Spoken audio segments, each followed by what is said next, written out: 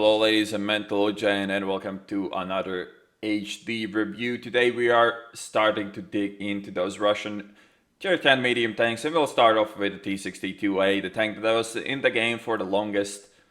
So is this thing any good? Well, let's find out by looking at the armor. So the hull is the worst out of all the Russian mediums here. It's 100mm and not angled very well, so generally you don't get any armor here. You can angle this, obviously, as there, it's flat and there's no peak noses or anything like that, but even then you're not really gonna get more than 200 armor here, and generally everything even at tier 8 should be able to pen you quite easily, and then you really don't want to over angle because your side armor is 80, which is not too bad, but you have these zones here that can be shot frontally. It's really hard to see on the real model though, as you have those as you do have those silly side skirts. You can't actually see that very well, but there is that zone that you might be able to pen. You just need to find it in this model, which is actually trickier than it might seem, but generally like aim under the turret, then you should be fine. But it's still not something I would really go for. But then we come to the turret, and the turret is the best out of all the Russian mediums on this one. So we start off with a 240 frontal, which might not sound like much, and if a well-placed shot hits your flat turret from a tank with enough penetration, this zone can be penned by most tier 10s, some more than others of course, but most tier 10s can pen straight through the front of the turret of this tank if they get a bit lucky. But the rest of the turret is really strong. You get ridiculous armor zones here, like freaking over 1800 armor or 1k armor. Like, you don't want to shoot the turret on this. And what the most interesting part about this tank is that it only has one cupola and it has shitload of armor. I mean, it's still like, maybe sometimes you can pen it if you can hit this zone, but generally it's a very well armored cupola and it's really hard to pen this. The zone on the top is also not really not even really there, as you can see. I mean, it looks like you should be able to pen this, but it's it counts as, I don't even know, it counts like 58mm of armor, so you're not gonna have any overmatches, and it's angled at 80 degrees. So generally you don't want to be shooting at the cupola on this tank, and you generally don't want to be shooting the turret as well, which makes this quite an interesting tank, as it is similarly to an IS-7 pretty much invulnerable to at least AP fire while hull down. When people shoot either you, they do have quite a bit larger zone to hit here in order to pen the front of your turret, but still, it is not the easiest tank to pen when hull down by far. We talked already about the side armor. It gives you some room to side scrape, but obviously not too much, as the hull is, well, the front of the hull is just not good enough to really take on any shots at tier 10 at all. The top of the turret also is 58mm of armor, so there's no overmatches on this turret, which makes the T-62A stand out from the rest of the mediums as well. So the turret is pretty much invulnerable, so that kind of like could hint towards the playstyle of this medium. And that being said, let's get into the replay. Alright, let's quickly go through the stats. We're comparing this to an Object 140. Starting off with 1950 hit points, 400 meter view range, top speed forwards 50, backwards 20, power to weight of 15.68, tank traverse 58.40. You can see the effective traverse here. Thermal resistance slightly better than on the 140. Gun elevation 17, gun depression 5.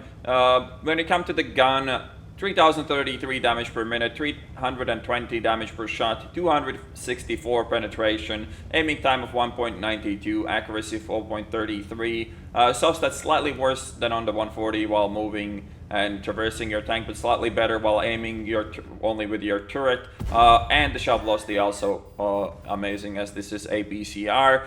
Gun depression profile 5 to the front and the sides, and 4 to the back. Alright, so the action has already started. Playing on live oaks, we got a good spawn. Generally this spawn is very easy to win from on this map, especially without Arty. We meet another T-62A right at the start, and we are kind of damaging him for now. The FV is committing to this as well. We could be keeping shooting him, but in the 62A, the most important thing is how good is your hull down position. If we overcommit to the 62A, other people can shoot me. They don't really seem to be too interested in shooting me, but I don't really want to take my chances with that. And now we're just trying to run away to be hull down. And at this point, I'm just thinking, like, I am fucked here, right? Like, if anybody comes around me, it's gonna be tricky for me to fight them all at the same time. But nobody seems to actually be interested. The Patriot is just sitting there, and there probably is nobody else there. So this, instead of me being fucked, is pretty much the perfect position for me. Like, 62A in this kind of position is just nuts, man. The 3000 DPM,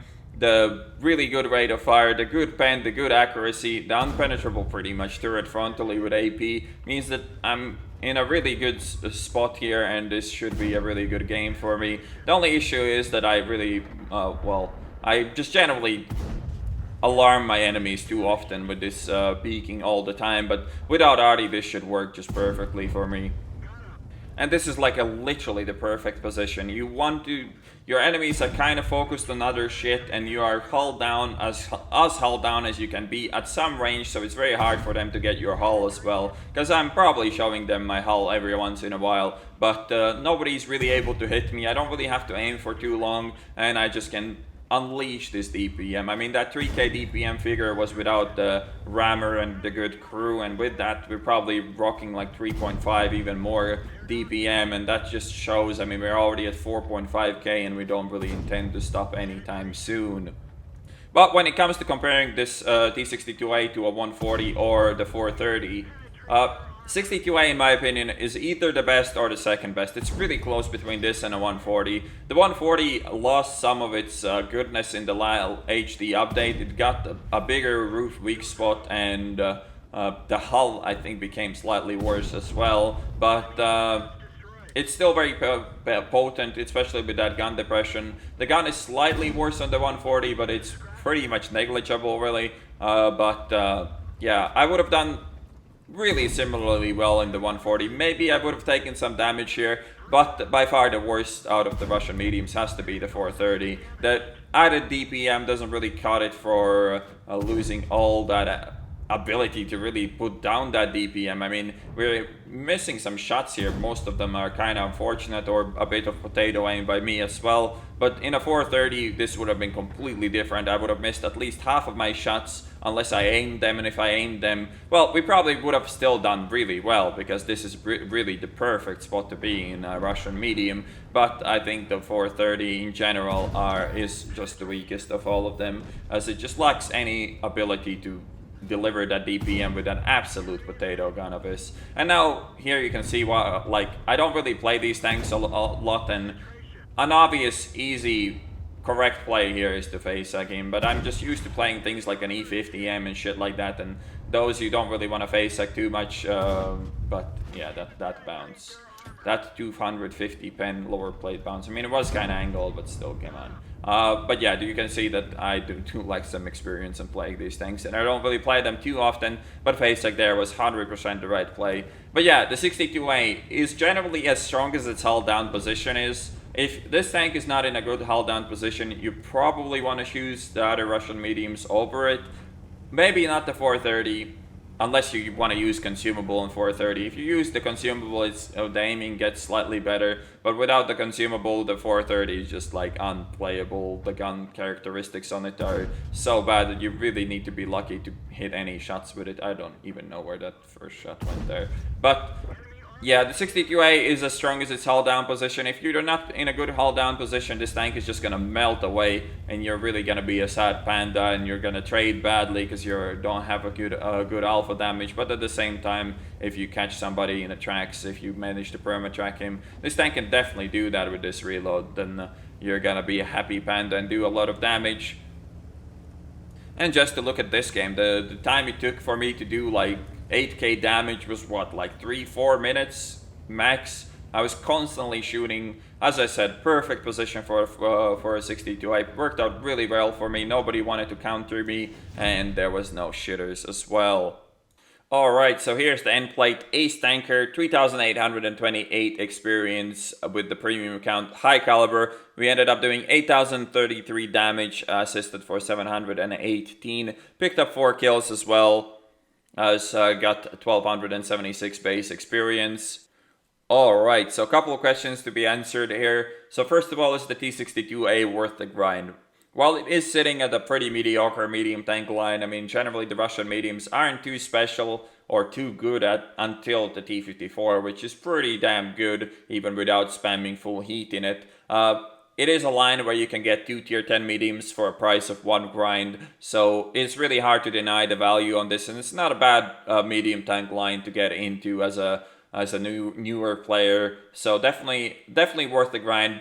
But the second question is this the best out of the 3 Russian mediums? I'm gonna be doing the rest of the reviews for these mediums soon enough as well, but the 62A is definitely better than the 430, no doubt about it. Unless you're willing to pay for that consumable in every game for the 430, the 430's gun is just not reliable enough to deliver that extra DPM, and if you don't have that, then the 430 is just a bad version of the other two. Is it better than the 140 though? Situationally, sure. If you're stationary and hull down, this tank is nuts. The accuracy is really good. The DPM is really solid. The turret is unpenetrable for AP pretty much frontally. But if you're out in the open, this tank just melts away. Everything is gonna pen you, all the tier 8s, everything is gonna just shit on you. But 140 has a bit more chances in an open field. It still mostly is gonna get penned, but it definitely can bounce way more. Also, the extra degree of gun depression makes the 140 a bit more flexible in a lot of the maps, but at the same time, the lack of turret armor on the 140 makes it quite